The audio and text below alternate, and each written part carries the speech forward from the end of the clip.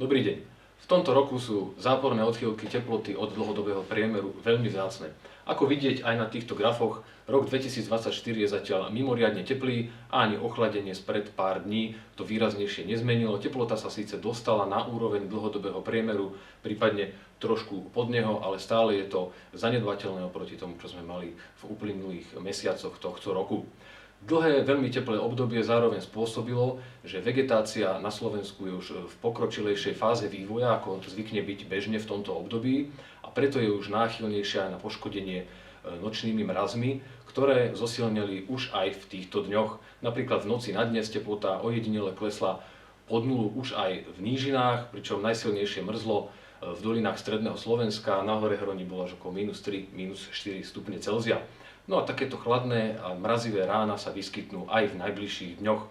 Príčinou chladnejšieho počasia v našej oblasti je pretrvávajúce severozápadné prúdenie po prednej strane mohutnej rozsiahlej tlakovej výše nad Severným Atlantikom a Britskými ostrovmi. No a po prednej strane tejto výše postupujú od severozápadu až severu do strednej Európy jednotlivé tlakové níže, ktoré sťahujú chladnejší vzduch do nižších zemepisných šírok. Táto situácia nastane aj v najbližších dňoch. V piatok postúpi od severozápadu do strednej Európy tlaková níž, ktorá sa v sobotu dostane, teda jej stred sa dostane zhruba nad Poľsko, a po jej zadnej strane v nedeľu zosilnie od severu prílev chladného vzduchu do našej oblasti. Najchladnejšia noc spomedzi tých najbližších bude práve noc na piatok, kedy sa zmenší oblačnosť a postupne aj zoslabne vietor. Teplota tak klesne na hodnoty od 2 do -3 stupňov Celzia v dolinách až do -7 stupňov. No a cez deň bude spočiatku malá, v priebehu dňa od západu veľká oblačnosť a na mnohých miestach sa vyskytnú prehánky alebo dážď, na horách bude snežiť.